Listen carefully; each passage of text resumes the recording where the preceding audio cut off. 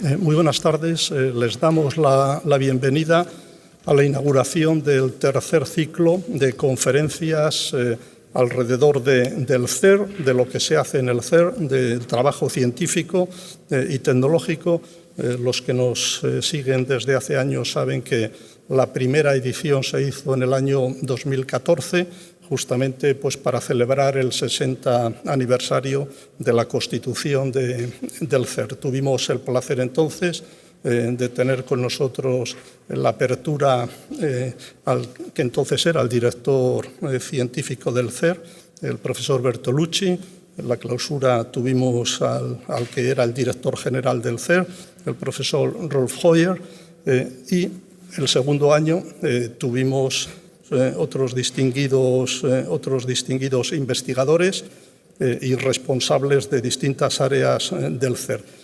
Tuvimos también a la doctora Fabiola Gianotti, la nueva directora general del CER, y hoy tenemos el placer de tener con nosotros pues, una de las, o la única persona del equipo anterior que permanece en su cargo, que ha sido confirmado, el doctor Baudry, que es el director de la sección de aceleradores y tecnología del CER, que ha participado desde, creo, el año 94 en la construcción, en el diseño del LHC, y hoy pues es un lujo tenerle aquí para que nos pueda explicar cómo reza el título de esta serie. El CER reanuda el funcionamiento del LHC y prepara su futuro. Pues hoy el doctor Baudry nos va a hablar del LHC en esta nueva etapa, después del bosón de Higgs y haber elevado su capacidad. Yo creo que fue el año pasado, algunos de los asistentes nos dijeron que se había prestado bastante atención a la dimensión estrictamente científica y que sería bueno dar un peso, si no igual, pues no muy desigual, a la dimensión tecnológica, a las infraestructuras y a lo que se hace en el CER. Y además, con ese motivo, poner en valor pues, la contribución significativa que muchos de nuestros científicos, tecnólogos y técnicos y empresas del sector y la administración que viene apoyando la participación de España en el CER, pues qué papel tiene.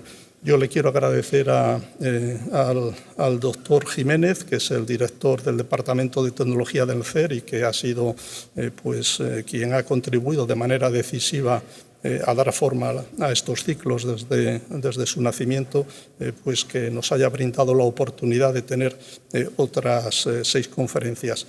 Él va a presentar más específicamente el perfil de nuestro conferenciante esta tarde, que es doctor ingeniero electrónico y con una larguísima experiencia en justamente la problemática que vamos a abordar esta tarde. Buenas tardes, estimado director, estimados representantes del Ministerio y de nuestra Secretaría de Estado, querido público, amigos. Es de nuevo para nosotros el tercer año consecutivo, como lo ha dicho el director, y un inmenso privilegio de estar aquí con vosotros para hablar del CERN, un centro europeo de investigación en física de partículas, como sabéis bien, un instituto que sin duda alguna simboliza el éxito de la construcción europea y que en estos momentos peculiares de nuestra Europa nos recuerda el poder de una visión consensuada. Y creo que vale la pena, merece la pena comentar este punto. Es una oportunidad para nosotros de manteneros informados de las actividades de desarrollo y las perspectivas de vuestro instituto, puesto que el CERN es un instituto español, aunque está ubicado en Ginebra, pero en parte es español. Y tenemos el orgullo de representar hoy el CERN Frédéric y yo mismo en este lugar precioso de cultura y de ciencia. El tercer ciclo, como lo ha dicho el director, es diferente, es intenso por su diversidad, como lo habéis visto, es original por su contenido y esperamos que os guste. Frédéric, además de ser mi director, Ha ocupado el puesto de director de tecnologías del CERN, funciones que me corresponden hoy, antes de que fuese nombrado director de aceleradores y tecnologías en enero del 2014. Es doctor en ingeniería electrónica y doctor de Estado o catedrático en procesos de conversión energéticos. Fue profesor durante 2 años en la Universidad Federal Santa Catarina de Brasil. Entiende el español, aunque no lo va a hablar. No entiende el español cuando le pido dinero, pero si no, lo entiende muy bien. Y fue profesor investigador en la Universidad de Toulouse, en Francia, hasta 1986, cuando fue inyectado en la órbita del CERN y posteriormente acelerado en sus responsabilidades dentro de la organización. Frédéric participó al diseño y la fabricación de las fuentes de corriente del LHC, siendo así miembro de lo que llamamos nosotros la comunidad de hormigas trabajadoras que permitieron la construcción del LHC y del éxito que se le reconoce. Antes de pasarle la palabra, conviene resaltar, al margen de su trabajo, su constante y continua dedicación a la promoción del intercambio a nivel internacional de la cultura, de la ciencia y de la diversidad, algo que le gusta muchísimo. Sin más, gracias, director. Gracias a Marc Apeans, que no está con nosotros, pero que me ha ayudado mucho en la preparación de este programa, y sobre todo a todo el equipo de la Fundación, que a lo largo de los años nos ayudan a preparar este evento, y espero que este seminario os guste y os anime para venir a asistir a todo el ciclo. Muchas gracias.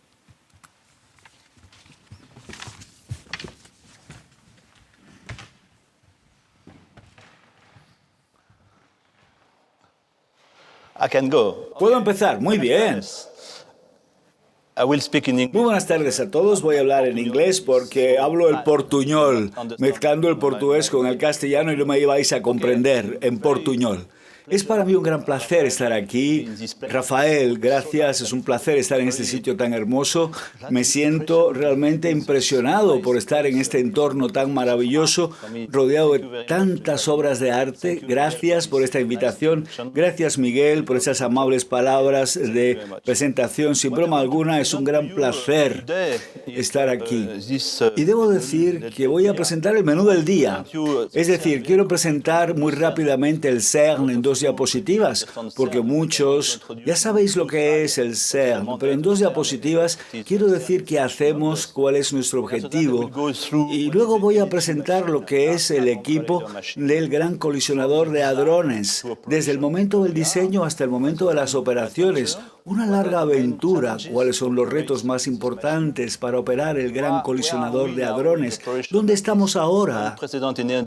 En este nivel sin precedentes de 13 teraelectronvoltios. ¿Y cuál es el próximo proyecto con la máquina? Y voy a esbozar lo que podría ser las máquinas post Gran Colisionador de Hadrones. Hay que pensar de antemano lo que tenemos ahí en la cantera para el desarrollo ulterior. Y luego voy a presentar algunas conclusiones. Y empezamos ahora.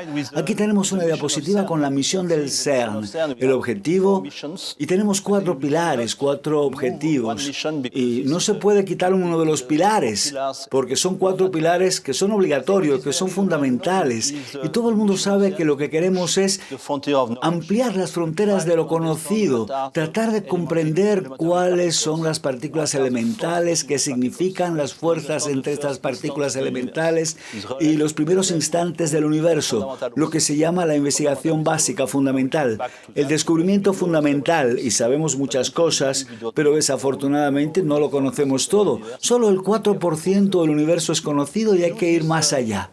Y para hacer esto, para hacer ese descubrimiento, para hacer todo esto, necesitamos grandes instrumentos como aceleradores, detectores y equipos de ordenadores. Y para esto hay que desarrollar nuevas tecnologías para aceleradores y detectores. Y ese es el segundo pilar, desarrollar nuevas tecnologías. Y hay un bucle entre los dos, porque cuando hay nuevas tecnologías tenemos ideas y entonces el teórico puede ver qué campo puede investigar. Y como ingenieros, los físicos nos hacen llevar la tecnología al límite para construir estos grandes equipos, estos grandes grandes instrumentos. Y lo muy importante, si queremos estos dos pilares, necesitamos gente, personas bien formadas.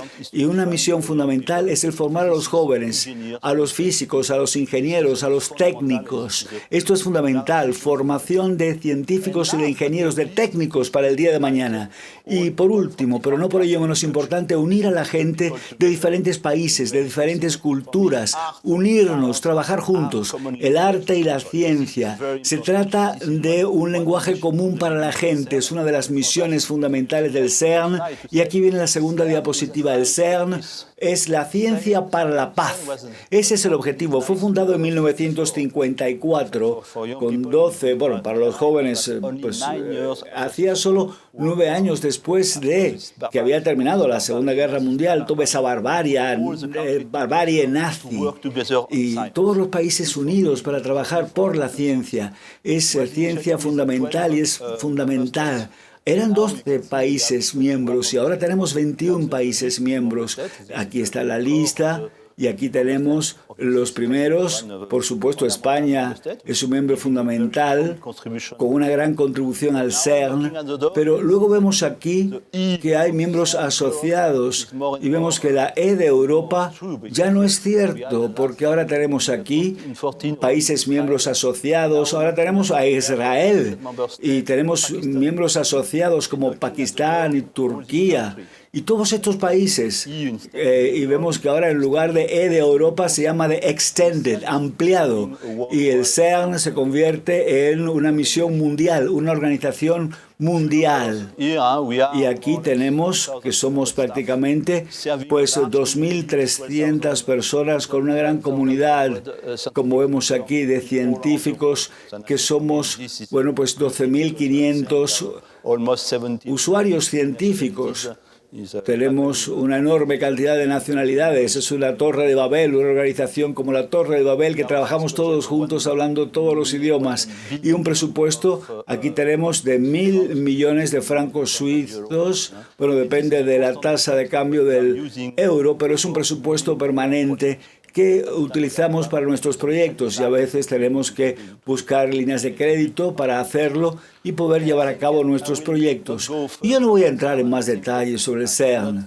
Yo debo aprovechar la oportunidad para decir que es donde nació la World Wide Web. La web nació en el CERN. Cuando doy una conferencia veo que a veces la tercera parte de la gente no lo sabe. Internet surgió ahí. El World Wide Web es algo que se deriva de la investigación fundamental. La investigación fundamental produce tecnología que se puede utilizar luego en la sociedad. ¿Y podéis imaginar ahora un mundo sin Internet? ¿Un mundo sin la web? Y esta es una foto maravillosa.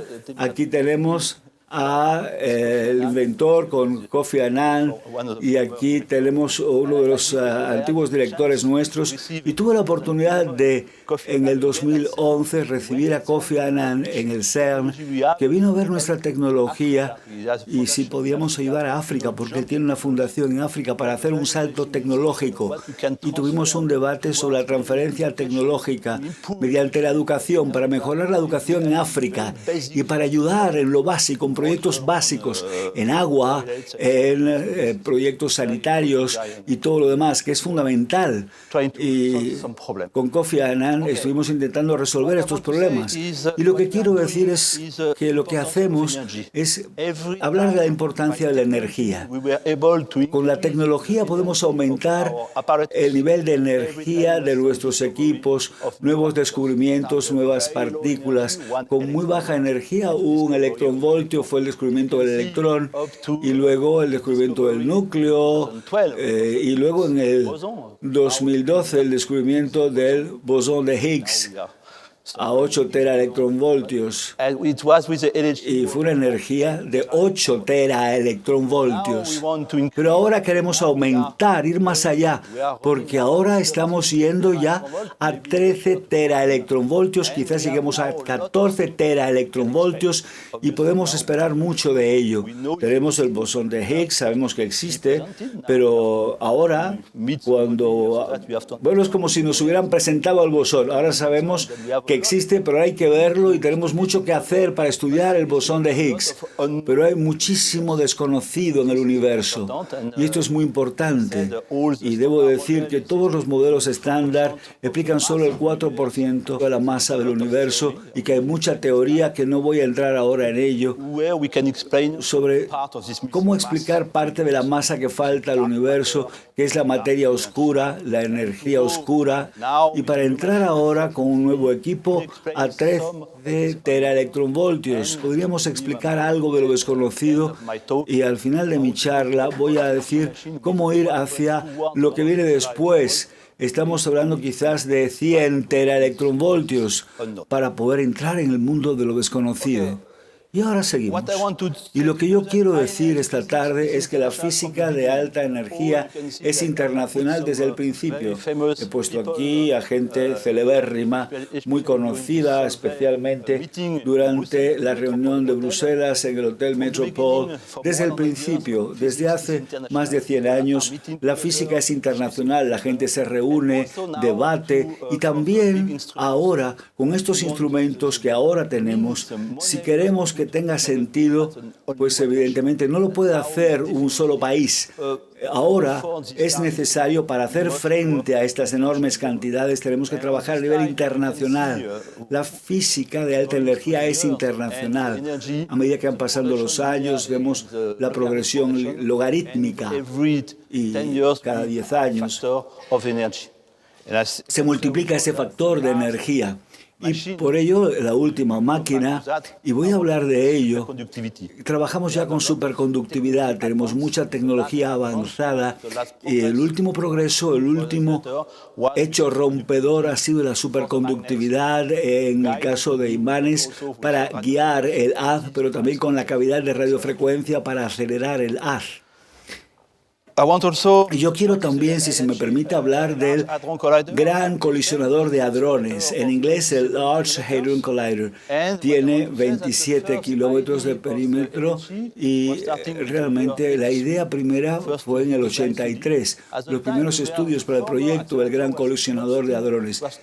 Teníamos un acelerador, estamos intentando perforar el túnel y nos llevó 10 años el hacer el primer prototipo, el primer gran imán, ese enorme magneto, para ver la viabilidad. Luego la aprobación por parte de la Junta del CERN en el 94 y la confirmación en el 96. Más de 10 años fueron necesarios para pasar toda esa tecnología a que la industria produjera y probase todo esto. Y entonces aquí tenemos la fase de instalación y luego se empezó realmente la operación de la energía en el 2010. Y aquí lo vemos, 25 años de esfuerzos, 25 años de investigación, desarrollo, construcción y prueba y producción. Y ahora ya entramos en 25 años de operación. Y se trata de un proyecto durante 50 años. La constante temporal es difícil, es muy difícil. El intentar pasar todo ello a la gente que se encarga de la política, porque la vida de una persona que se encarga de la política es corta, por lo menos mucho menos que todo esto. Y entonces es nuestra visión, y para eso tenemos que pensar cuál sería lo que habría en el futuro, y aquí tenemos que ahora hay que ver qué habrá más adelante. La operación de la física en años venideros, la energía, y estamos hablando de 27 kilómetros de circunferencia de ese acelerador y estamos prácticamente por debajo del nivel del suelo en la frontera entre Francia y Suiza, a unos 100 metros de profundidad. 4 grandes experimentos, estamos estudiando las colisiones y vemos el resultado de las colisiones. Lo que tenemos aquí es el Atlas, el detector Atlas, el CMS, que es multipropósito, un experimento multipropósito, y luego tenemos, estamos buscando ya el bosón de Higgs, y luego 2 experimentos. ALICE, que está buscando más el inicio del universo, y el LHB, que busca la diferencia materia-antimateria, y estamos buscando el quark Quark B. No voy a describir todo esto ahora, pero sí quiero decir que se trata de una colaboración la más amplia. Aquí lo vemos en CMS, en Atlas, 39 países, 38 países, 169, 174 institutos, un gran número de miembros. Y tenemos que pensar en 3.000 físicos trabajando juntos, 400 profesores universitarios, con su propio ego, con su propio enfoque, trabajando juntos, colaborando juntos. Y esto es un reto. Y aquí tenemos lo que estamos utilizando. Y se trata, y es muy importante, se trata de una competencia, pero a la vez de compartir. Y es compartir, y utilizamos la unión de la competencia con el hecho de compartir. Y hemos creado esa palabra como compartir compitiendo. Y aquí tenemos el gran colisionador de hadrones que permite llevar la tecnología al estado del arte. Voy a explicar rápidamente el gran colisionador de hadrones, no voy a entrar en los matices de la tecnología. Primero los imanes. Los imanes, y se trata del de mayor campo. Se trata de imán de acelerador con el campo más amplio, más grande jamás construido. Se trata de un imán diseñado para operaciones, y estamos hablando de 8,3 Tesla. Es decir, para que tenga usted una idea, el campo magnético es estamos hablando de micro Tesla. Y entonces, 8 Teslas enormes, estamos hablando de 1232 imanes dipolares en estos 15 metros. Tenemos 1232 dipolos, voy a explicarlo más adelante, cada 15 metros. Y luego tenemos más de 10.000 imanes en el equipo. Y para llegar a la superconductividad, porque tenemos alambres, pasa una corriente, hay una resistencia, pero si bajas la temperatura, en un momento dado la resistencia se hace casi 0,000, y para lograr esto tenemos que enfriar muchísimo. Y entonces, si quiero mantener este gran campo magnético, tengo que ir a 1,9 Kelvin. 1,9 grados Kelvin es menos 273, que es el cero absoluto, y entonces es 0,9 por encima de eso, por encima del cero absoluto. En el cosmos, la temperatura del cosmos es de 2,7 grados Kelvin, y nosotros estamos trabajando a 1,9, y decimos que es la parte más fría del universo, dentro de este imán. Y para ello tenemos que utilizar helio superfluido, y utilizamos el helio con superfluidez. El helio es un gas que está en el aire. Cuando lo enfrías a 4,5 Kelvin se hace líquido, y por debajo de 2 grados Kelvin es superfluido. Hay superfluidez, no hay viscosidad. Es fantástico porque tienes una gran conductividad que puedes utilizar, pero como estamos perdiendo toda la viscosidad, entonces puede enfriar la bobina del imán, pero también hay que tener cuidado con la soldadura, porque puede escapar, porque hay superfluidez. Luego tiene que hacerse una construcción muy cuidadosa. Tenemos que tener una instalación criogénica, y aquí tenemos 150 toneladas de helio líquido, que es la mayor instalación mundial. Hay que constatar que hemos bajado hasta 37.000 toneladas. Es como 6 Torres Eiffel. Imagínate que lo enfríes a prácticamente el cero absoluto. Cuando vemos esta cifra es enorme, increíble. Por otra parte, tenemos el nivel de vacío, la cámara de vacío, donde pasan los haces de partículas, y es un ultra alto vacío criogénico a 10 a la menos 13 atmósferas. En términos de vacío es lo que hay en la Luna, porque queremos evitar que el protón colisione con gas residual, para evitar colisiones y para evitar cualquier otra colisión, y que sea solo en el centro de la cámara de vacío. Tenemos que controlar con altísima precisión, y todo el convertidor de potencia que da la energía de la red con una variación del 10%. Hay que controlar a la altísima precisión y tiene que ser al nivel de una parte por millón, al nivel de una parte por millón. Jamás se ha hecho. Es el único lugar donde se ha alcanzado este nivel de precisión tan alto. Y por último, pero no por ello menos importante, los dos retos, la gestión de la energía. Y volveré a esto con una diapositiva porque es muy importante la gestión energética. Y entonces, el primer reto es el controlar la energía almacenada en el sistema de imanes. Guardamos energía eléctrica, Magnetic energy. energía magnética. Esta energía es del orden de 10 gigajoules. Es difícil comprender lo que son 10 gigajoules. Me gusta la analogía y es la energía cinética de este gran Airbus que va aquí a 700 kilómetros por hora. Es como el A380 a 700 kilómetros por hora. Cuando tenemos esta corriente, tenemos en menos de un minuto, en cualquier momento, tenemos que lograr esto de una forma, es como aterrizar ese avión en forma segura. Es un reto importante. Y para esto empezamos a la mitad de la energía del haz, es decir, a la cuarta parte de la energía almacenada para lanzar. Y esto lo hemos hecho, el funcionamiento, en el 2010, 2011, y ahora ya sabemos controlar ese gran avión, y ahora pasamos a mayor nivel de energía, pero cada vez que reiniciamos tenemos que tener cuidado y hacerlo paso a paso para estar seguro que la protección funciona y que todo está bien. La segunda energía es una energía en el haz, en los dos haces. No son solo protones, es un haz de protones. En un bunch de protones tenemos, en este caso, tenemos 100.000 millones y tenemos de protones y tenemos que poner en una sola dirección 2.800 bunches, o sea, grupos en una dirección y 2.800 en el otro sentido. Y si lo multiplicas por 2, esto te da este valor a la 10 a la 14 y tenemos que convertirlo en julios luego. Estamos hablando 6 por 10 a la 14 protones y los que habéis estudiado algo de física en la enseñanza secundaria lo recordaréis. La energía del haz es de 700 megajulios. Y una vez más, ¿qué es esto? Es la energía capaz de fundir una tonelada de cobre. Puedes fundir una tonelada de cobre con ese haz y no en un minuto.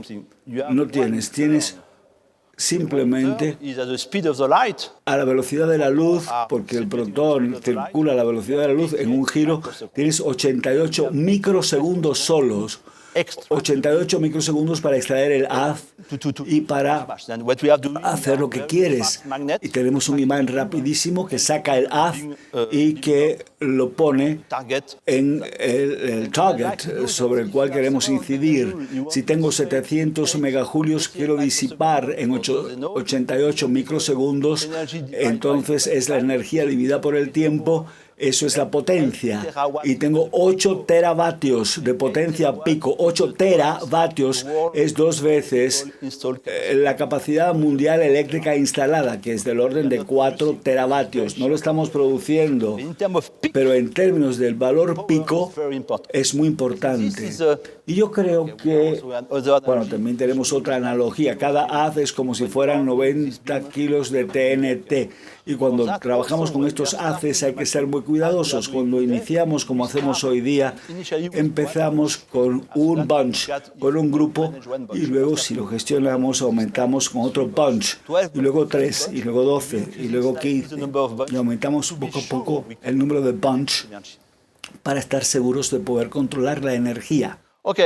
In términos de imanes, de magnetos, tengo aquí dipolos superconductores y no empezamos de cero. Tengo imanes dipolares, tengo dipolos. Utilizamos diferentes equipos utilizados previamente. Esto surge del equipo y voy a utilizar un backup aquí.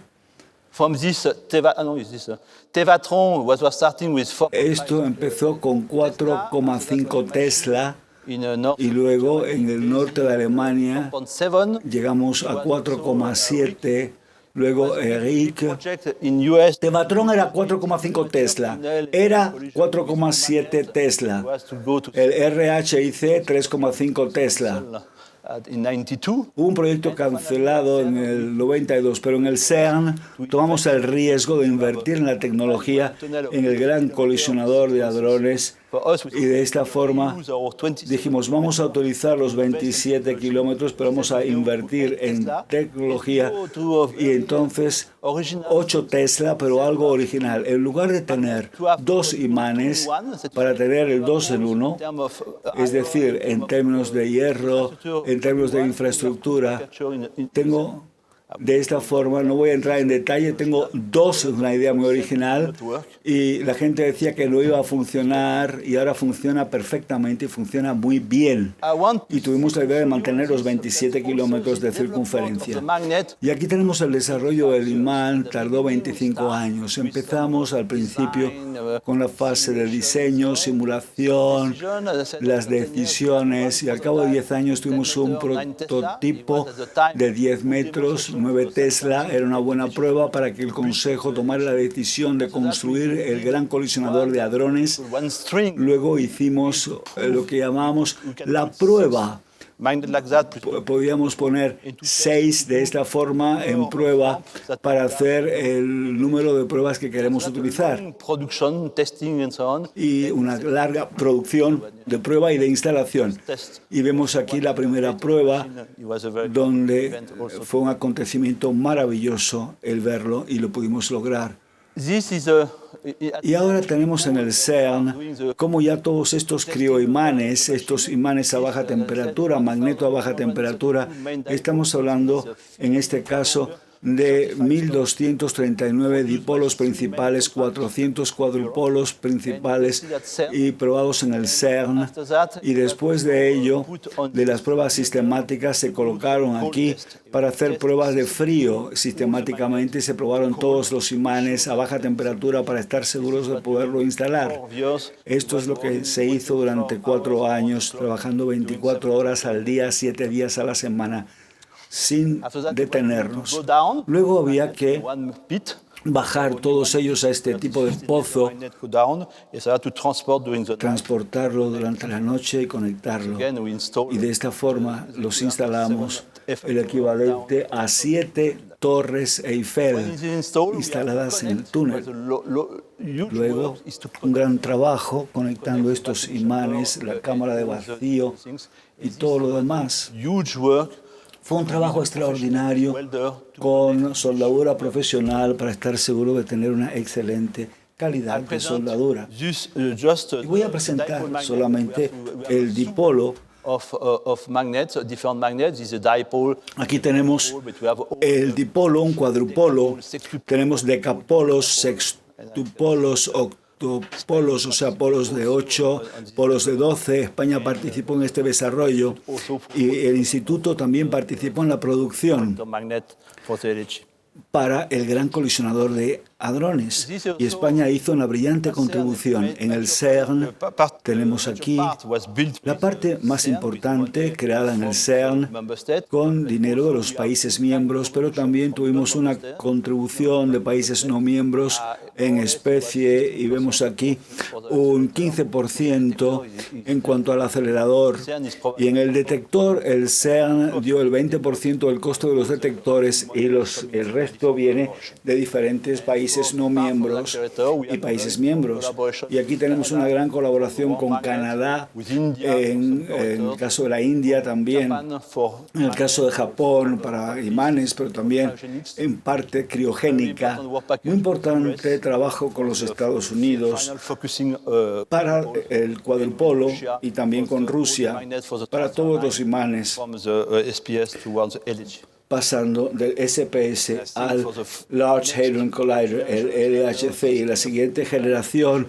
Este tipo de colaboración en producto será cada día más importante en especie, este tipo de in-kind collaboration. Cuando tenemos una serie de componentes diferentes, hay que ver dónde se construyen, porque tenemos componentes donde hay muchísimo trabajo que hacer. Por ejemplo, aquí tengo 10.000 unidades de un tipo y tengo otra componente donde hay muchas variantes y pocos tipos. Y esto hay que pensarlo antes, si vamos a la producción en masa o si hay que buscar un pequeño nuestro taller especializado para hacer casi una obra de arte. Es un trabajo a la medida, obra, y pasamos de la producción industrial al arte, ¿no? A la obra de arte. Y pasamos hacia lo que llamamos obra de arte cuando hay una única unidad, única. Y quizás, bueno, pues si no construyes esa única, no existiría. Y tenemos varias obras de arte y buscar el lugar donde hacer esa obra de arte, porque tenemos muchas obras de arte, entre comillas, y donde pasar el contrato, las líneas de ensamblaje con un tipo de talleres flexibles, empresas de tamaño medio o también algunos institutos muy dedicados con contratas a pequeñas empresas donde se podía hacer algo muy específico, algo de arte, en términos de contrato, en los imanes, en el gran colisionador de hadrones tenemos más de 100 empresas por encima de 2 millones o de varios millones. Tenemos aquí en Europa contratos importantes en España, pero también la colaboración en Japón, en la India, en Rusia, en Estados Unidos y en Canadá. Y ha sido un largo periodo, prácticamente 10 años, de gestión, de pasar los contratos, de transferencia tecnológica para la industria y pasar a la producción.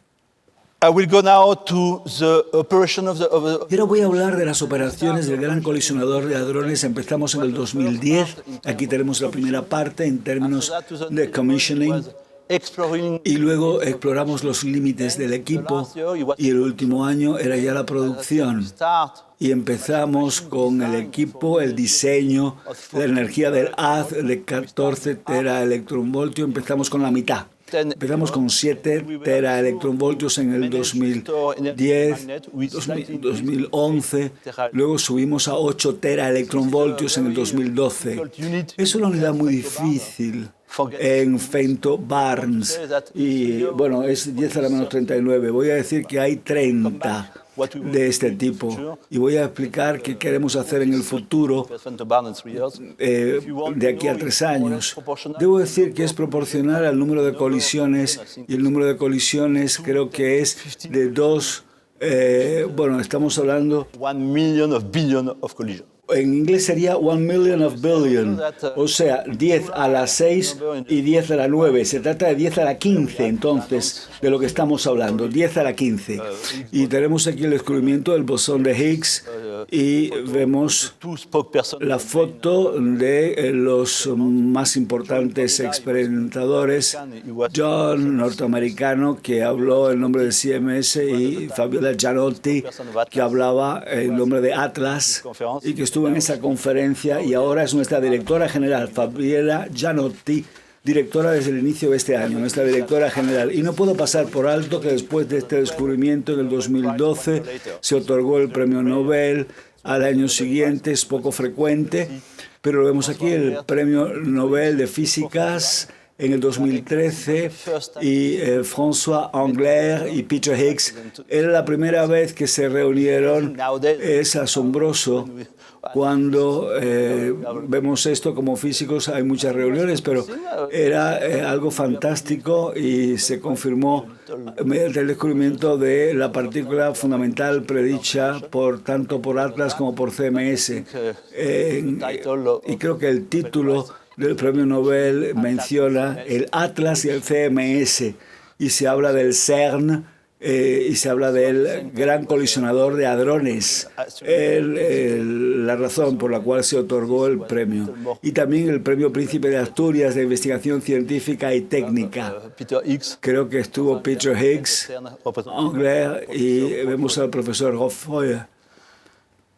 Y luego aquí tenemos, después de esto, después de esta primera ejecución de proyecto, tuvimos la consolidación con el año 13 y 14, donde apagamos el sistema, hicimos todas las interconexiones entre imanes, observamos muchas cosas, no tengo tiempo, pero no solamente era técnico, una aventura técnica, sino que era humana, esa aventura humana, porque en un momento dado tuvimos prácticamente 1.600 personas trabajando en túneles. Y se hizo un trabajo enorme en 2 años de mantenimiento, de actualización, no solo de energía, sino también la cadena de inyectores del Gran Colisionador de Hadrones, una cadena de aceleradores de la misma dimensión en longitud como el Gran Colisionador de Hadrones. Y se llama el túnel de Babel porque había equipos que venían de todas partes, y una colaboración también con España, pero con Grecia, con Hungría, con Pakistán, con Rusia. Mucha colaboración, mucho trabajo en ese túnel, trabajo conjunto. El año pasado empezamos en abril y aquí tenemos, era el domingo de resurrección. Yo llevé chocolate y fue el primer haz, era el símbolo, era el domingo de resurrección. Estamos en Semana Santa y después de haber cerrado tanto tiempo era el resurgir, y una semana más adelante ya estábamos a 13 teraelectronvoltios, y el 3 de junio del 2015 ya tuvimos la primera colisión en el acelerador a este 100% de energía, a 13 teraelectronvoltios, y nuevamente con resultados y colisiones en estos experimentos.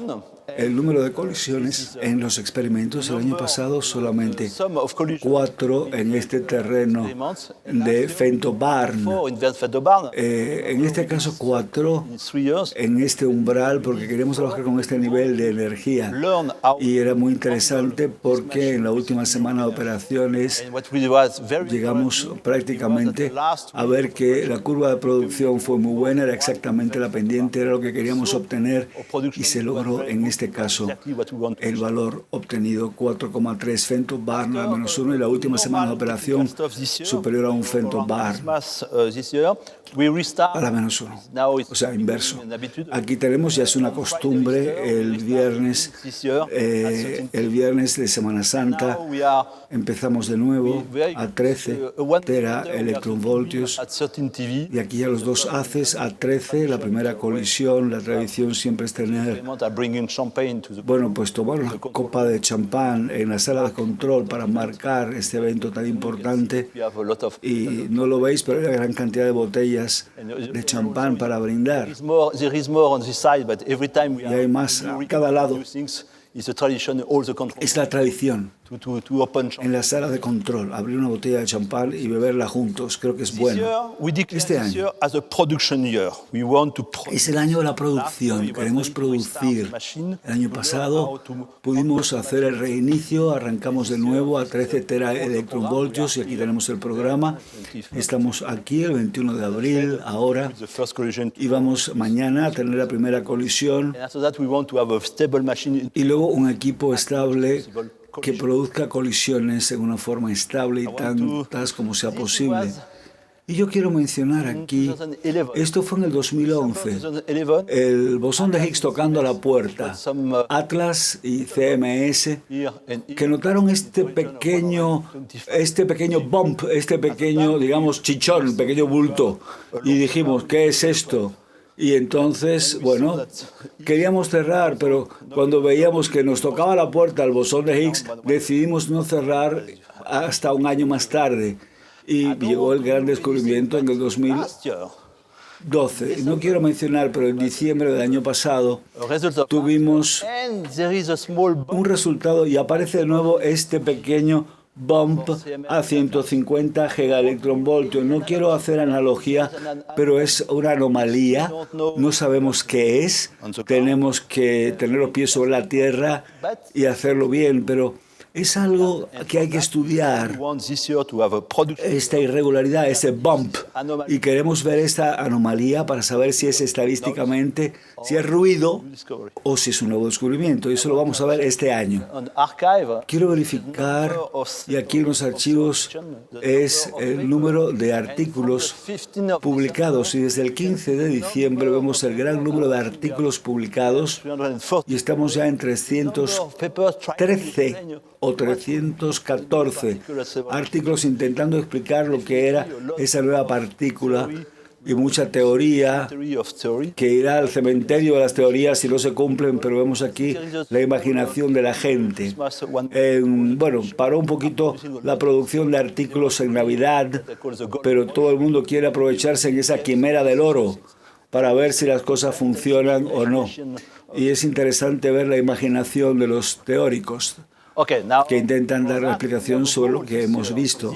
Hay un objetivo este año. El objetivo este año es entrar ahí, tener el máximo número de colisiones, lo que se llama la luminosidad integrada. El objetivo es 25 more or less we femtobarn a la -1, producir en un año lo que hacíamos antes en 3, para tener suficientes datos para poder comprender esta anomalía y nuevos descubrimientos futuros y si es una partícula o no.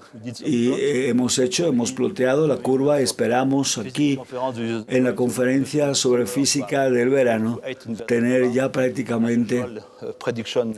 la confirmación, la predicción. But we have to do some prevision. Es tal que hay que hacer una revisión y es nuestro objetivo Accelerator physics. como físico de aceleración de partículas lograrlo. Y la predicción es muy difícil. Now we are Y nosotros hemos empezado stop during 3 years. ininterrumpidamente 3 años de trabajo y tendremos 2 years, una nueva parada 20. a partir de hasta el 2020 para aumentar la energía y aumentar la intensidad del choque y luego 3 años de ejecución, de operación y luego 2 años de parada nueva para instalar una nueva parte del equipo que se llama el de alta luminosidad, que voy a explicar para vosotros.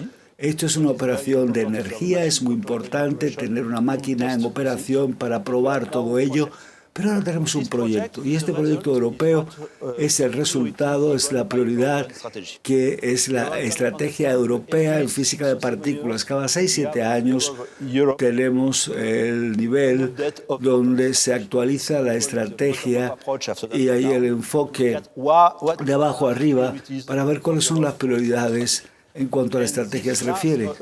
Y en esa última actualización de las estrategias europeas, que fueron en 2013, la primera prioridad era precisamente el estudio de la energía, incluyendo, y tenemos 10 años para multiplicar por 10 y pasar de 300 a 3000 en femtobarns. Entonces, ¿qué producimos de 30 a 35 femtobarn inverso? El número de colisiones que hacemos con la energía es solo 1% The number of collisions that LHC could provide. del número de colisiones que puede dar el gran colisionador de hadrones. Estamos al inicio de la vida útil del gran colisionador de hadrones. Tuvimos la suerte de tener el bosón de Higgs muy pronto. La gente dice, bueno, ya tienes la energía, ¿y por qué no cierras el gran colisionador de hadrones? No, fue una gran inversión para los países europeos y ahora hay que utilizar esa energía. Hemos producido solo un 1% de las colisiones. Estamos al inicio de ese trabajo de alta energía y estamos al inicio de nuevos descubrimientos. Y lo muy interesante también es la estrategia norteamericana en el año 14, un año más tarde. Lo que declararon los Estados Unidos como primera prioridad es precisamente la energía, lo mismo. Planteaban que en el 54, cuando creamos el CERN, era evitar el que salieran cerebros de Europa hacia Estados Unidos. Y ahora son los norteamericanos que dicen que lo que quieren es esto precisamente. Es un resultado maravilloso. Ellos le dan energía al proyecto porque se interesan por este proyecto. Y tenemos el de alta luminosidad que va a sustituir 1,2, estamos hablando aquí kilómetros del LHC, es, bueno, 1,2 sobre 27 kilómetros es poco, pero donde tenemos 1,2 kilómetros de nueva tecnología es algo único. Lo que se quiere hacer es sustituir todos estos imanes cercanos de Atlas y a TMS para estrechar más el haz. Mientras más estrechas el haz, más aumentas la probabilidad de colisiones. Y si tú lo divides entre 4, entre 5, entonces aumentas la probabilidad de choque. Queremos multiplicar por 10 el número de colisiones, con lo cual estamos disminuyendo y el LH injector we will have. grosor del haz y aumentamos la intensidad y disminuimos a la quinta parte el grosor de ese haz con nuevos imanes y podemos ver aquí el tamaño del haz y tenemos el tamaño del haz en colisiones de estos dos haces. Un bunch es de 10 centímetros y tenemos en este caso 100 At the level of collision, mil millones de partículas. Estamos hablando de 15 micras y entonces estamos hablando de la tercera parte de ello y cuando tenemos dos haces queremos una colisión de hadrones donde lo más importante es la precisión.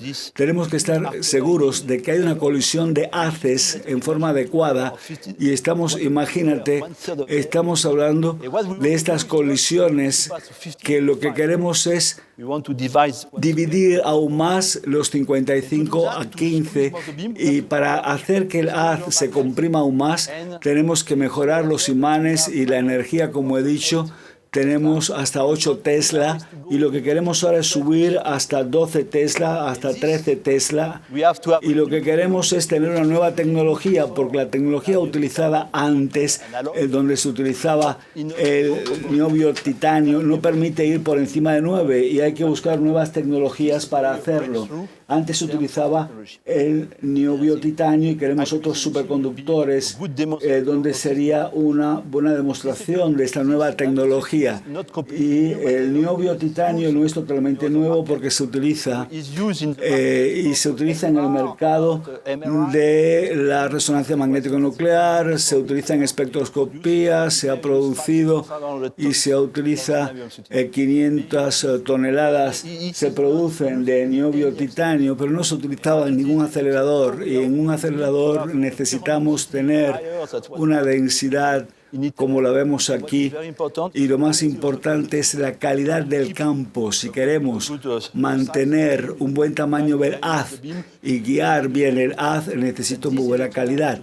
Y este es el reto, empezar con un material conocido and twink y pasarlo a lo nuevo y aumentar la intensidad de la corriente multiplicada por 3 para crear imanes de alta precisión, que es lo que estamos haciendo ahora. Y por ejemplo estamos con los colegas del laboratorio Fermi, los americanos. Tenemos el primer prototipo, 1,5 metros, construidos ya, un cuadrupolo, 2 bobinas hechas por el CERN y 2 bobinas por el laboratorio Fermi norteamericano. and the first Y tenemos el diseño superconductor de niobio estaño para producir, y lo hicimos hace un mes, el mes pasado, con un nuevo récord. 0.4 and after Llegamos a 11,4 reach almost y luego 12.5. prácticamente por encima de 12,4 Tesla. 0.5. Es decir, es la primera vez que se ha hecho este modelo y ahora hay que pasar a 5 metros, pero es muy interesante. Y lo siguiente es el ciclo térmico y la prueba de memoria y todo lo demás. Es importante para estos imanes de aceleradores. Y luego quizás sea difícil, pero hay que desarrollar esta tecnología. Una vez que tengamos el haz, tenemos que hacer lo que se llama el ángulo cruzado. Si tenemos un haz de este tipo, lo tenemos cada 25 nanosegundos y tenemos el efecto de que un haz tiene un efecto sobre el otro, con lo cual tenemos que hacer crossing angle. y utilizamos una sección transversal efectiva y lo que hacemos es cerrar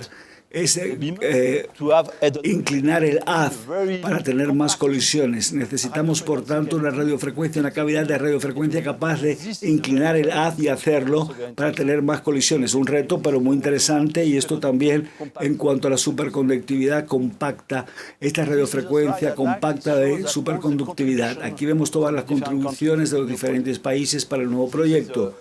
Aquí tenemos el celebérrimo cuadrupolo que hemos hecho con la contribución de Estados Unidos, hecha en el CERN, y vemos aquí la contribución española, la bandera de España, y hablábamos de esto esta mañana, la contribución española en cuanto a determinadas correcciones también que se pueden utilizar, y también el tipo de cavidad, el crab cavity, con una contribución que vemos aquí del Reino Unido, también de la contribución de Italia, Japón y Francia. Buscamos más colaboraciones en este paquete de trabajo conjunto. Estamos debatiendo ahora con Canadá, con Rusia, con China, para ver cuáles podrían ser las contribuciones de los diferentes países al acelerador. Okay. Y por otra parte, bueno, pues esto aquí, para resumir lo que tenemos que hacer hasta el 2035, he dicho que vamos a producir esta cantidad de colisiones. Esperamos instalar este nuevo equipo de imanes para multiplicar por 10 y lo que queremos en el 35 es, bueno, pues 10 veces más, multiplicar por 10. Tenemos un plan de aquí a 20 años y creo que esto es muy bueno. Las operaciones y la continuidad del proyecto, pero como he dicho ahora, tenemos que ver cuál es la siguiente máquina. Y en la siguiente recomendación de la Unión Europea, la Estrategia Europea sobre Energía, se ha hablado, por lo tanto, de un proyecto ambicioso, el proyecto acelerador en este campo post-LHC, después del gran colisionador de hadrones, y podría ser de dos formas: o bien utilizar más posibilidades de aceleración, más campo eléctrico para acelerar el haz, o un imán más potente para doblar el haz como nos interese. Y de esta forma, lo primero que le llamamos Compact Linear Collider, colisionador lineal compacto, 25 kilómetros en una dirección y 25 en el otro, y una colisión lineal. Cuando tenemos un colisionador lineal no necesitas imanes, pero sí necesitas mucha radiofrecuencia para acelerar el haz y lograr la colisión. Y sería un haz pequeño porque no estamos hablando en micros sino en nanómetros. Un reto, y tenemos ver aquí lo que se llama el informe de diseño conceptual en el 2012. Hay que mejorarlo para llevar a la tabla. Y aquí tenemos el objetivo siguiente de la estrategia europea actualizada para el 2020, que nos da esta posibilidad. Podemos empezar en la región de, bueno, hasta 3 teraelectronvoltios. El resultado de la física nos dirá si esta máquina es útil o no es útil. La segunda forma lo vemos aquí en cuanto a los imanes de alto campo.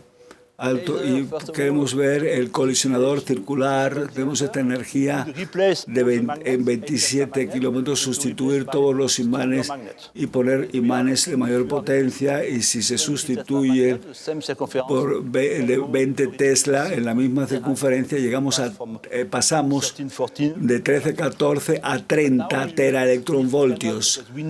Pero la tecnología para los imanes, y lo sabemos, de aquí a 20, 25 años no podemos soñar con un factor de 10. Sabemos en nuestro laboratorio lo que podemos hacer, y creo que algo bueno sería del orden de 16 a 20 Tesla.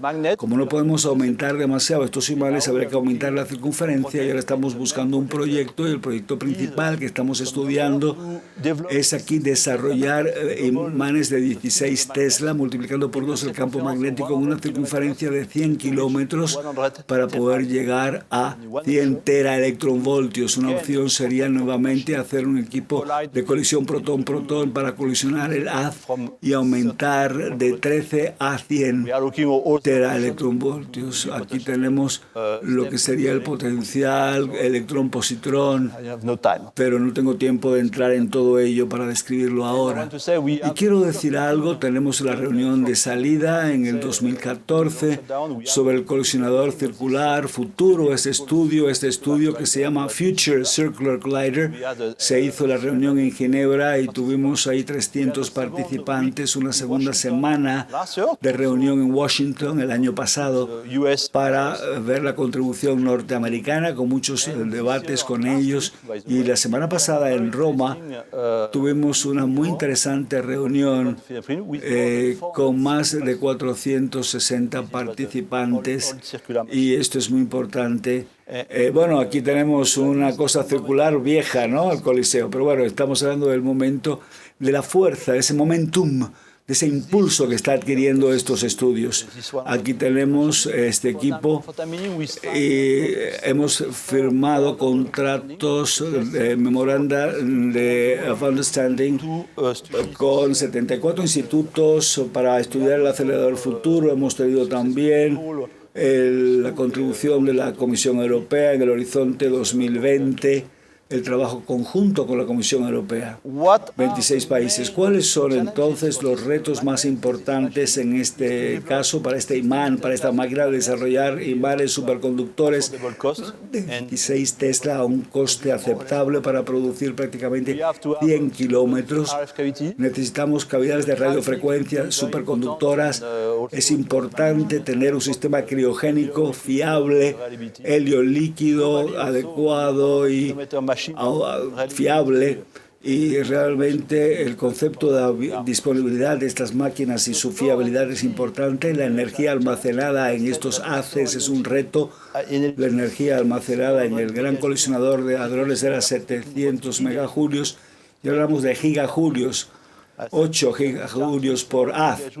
In 88 microscopic. Estamos hablando de que corresponde a 8 teravatios y ahora 24 teravatios. Look at how Y estamos hablando de ver cómo cargar y descargar el haz. the tunnel. Y también la geología de túneles lo vemos en la zona de Ginebra. Then we are really, I think, this project in Este proyecto, y es muy importante, is pushing technology. es el avance tecnológico en alto campo magnético y buscamos nuevos materiales, nuevos procesos. Esto es muy importante y tenemos Pushing the limit of this. el límite que se empuja, el límite, y llegamos ahora a 16 teraelectronvoltios y queremos llegar a 16 a 20, empujar, ir más allá con esa tecnología, con la industria, con el instituto, con los institutos, para que las cosas tengan lugar. También materiales y procesos, los nuevos materiales para colimadores con mayor robustez, sistemas donde todo la técnica de materiales se lleva al máximo utilizando investigación y desarrollo en varios campos. Okay, I will pass. Y yo me voy a pasar estas diapositivas porque ya las he mencionado. This all the technology. Y estas tecnologías queremos llevarlas al máximo hacia el futuro. La eficiencia, la potencia es imposible hacer si no demuestras que tienes una buena eficiencia y cómo ahorrar energía, cómo recuperar la energía. Y lo que estamos buscando ahora es cuáles son las tecnologías que estamos desarrollando que sí se podrán utilizar en el campo energético, transferencia energética y también la fiabilidad y la parte de trabajo de computación a escala mundial. Aquí tenemos, Will be under the estos serán los estudios bajo el lago de Ginebra. Estamos hablando de 100 kilómetros cercano a Ginebra. Afortunadamente el lago no es demasiado profundo, tiene solo 30-35 metros de profundidad y entonces será un túnel a 100-150 metros de profundidad como el gran colisionador de hadrones. El problema es la geología de los Alpes, que habrá que estudiarla y tenemos muchos estudios de geología para llevar a cabo todo esto, estos pozos de bajada con estos equipos, 1 o 2 grandes experimentos para optimizar todo esto, los problemas de seguridad. Necesita solo un túnel con wall to separate. una pared que separe por razones de escape de seguridad o un escape con 2 túneles, un esquema con 2 túneles, uno para la máquina. Es mucho trabajo si pones 1 o 2. Y una vez más, preparar el diseño conceptual Next open. para la siguiente estrategia europea para decidir cuál podría ser el equipo del futuro, pero no podemos esperar porque esto es el colisionador circular del CERN. Hemos mencionado que aquí tenemos 20-25 años desde el momento del diseño hasta el momento de la operación. Aquí también el LHC llevó tiempo desde el diseño de la construcción. Y si queremos un equipo para el 2035, hay que empezar ya.